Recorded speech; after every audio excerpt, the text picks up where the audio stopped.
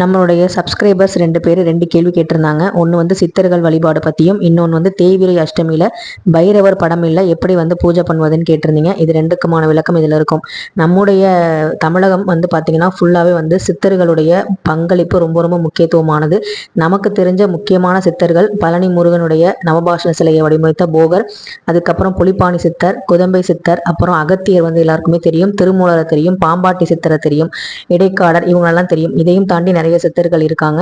அது மட்டும் இல்லாமல் இப்போ நம்ம சமீபமாக வந்து பார்த்தீங்கன்னா நியூ இயர் அன்னைக்கு நாங்கள் ஜீவசமாதி தான் போயிருந்தோம். ஒரு சித்தருடையது சிவபிரகாச சுவாமி சித்தருடைய தரிசனமும் அந்த அவருடைய அருளும் வந்து நியூ இயர் அன்னைக்கே நாளே கிடைச்சது.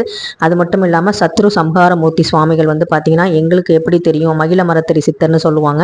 இவர் வந்து பார்த்தீங்கன்னா நாங்கள் போகிற நாகமணி கோவிலில் இருக்கிற மெய்யப்பன் சுவாமி சித்தருடைய குருநாதர். இப்போ வந்து நாங்கள் கண்கூட பார்க்குற சித்தர் யாரு அப்படின்னா நாகமணி தேவி கோவிலில் இருக்கிற ஐயா மெய்யப்ப சுவாமி சித்தர் தான். மாதா பிதா குரு தெய்வம்னு சொல்லுவாங்க. 3வது இடத்துல குருவை வச்சிருக்காங்க. அதனால நமக்கு விருப்பமான ஒரு சித்தரை நம்ம வந்து மனப்பூர்வமாக ஏற்று அவங்களுடைய மந்திரங்களையும் அவருடைய பெயர்களையும் உச்சரித்து அவங்க காட்டிய வழியில வந்து நம்ம நல்லபடியாக நடக்கிறது நம்மளுடைய வாழ்க்கைக்கு ரொம்ப ரொம்ப நல்லது. அதுதான் வந்து சித்தர் வழிபாடு. போய் அவங்க ஜீவசமாதியில முக்கியமான பௌர்ணமி நாட்கள்ல தியானம் பண்றது அவங்களோட அருளை வந்து நமக்கு பெற்றுத்தரும். அடுத்தது பைரவர் கோயிலுக்கு நான் வந்து போக முடியல, பைரவர் சிலை இல்லை, எப்படி வந்து பூஜை பண்றது அப்படின்னு கேட்டீங்கன்னா இன்னைக்கு தேய்பிறை சஷ்டி.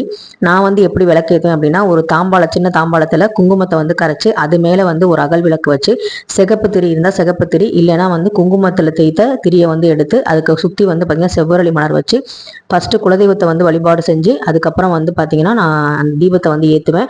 இப்படிதான் வந்து நான் வந்து வழிபாடு செய்வேன். ஒரு அகல் இல்லைன்னா 2 அகல் கூட நம்ம வைக்கலாம், சின்னதா இருந்தா 2 அகல் கூட நம்ம வைக்கலாம். ஸோ இந்த மாதிரி தான் வச்சு நான் வந்து பைரவான்னு சொல்லி நான் வழிபாடு செய்வேன். இப்படிதான் வந்து போட்டோ இல்லாட்டியும் நம்ம தீபத்து மூலமா தேய்பிறை அஷ்டமி, வாராகி அம்மனுக்கு வந்து தேய்பிறை பஞ்சமி இந்த மாதிரி நம்ம வந்து வழிபாடு செய்யலாம். ஒன்றும் தவறு கிடையாது. ஆக்ரோஷமான தெய்வம் அப்படின்னு சொல்றோம். ஆக்ரோஷம் எப்போ வரும் அப்படின்னா நமக்கு பொறுத்துக்க முடியாத ஒரு விஷயம் நம்மளை தாண்டி நடக்குது அப்படிங்கும் போது தான் கோபம் வரும். கோபம் அப்படிங்கிறது வந்து பாத்தீங்கன்னா மனித குணங்கள்ல ஒண்ணுதான். ஸோ குணங்கள் அப்படின்னாலே எல்லாமே தான் இருக்கும். அதனால சாந்த சுரூபமா இருக்கணுங்கிற அவசியம் இல்லை.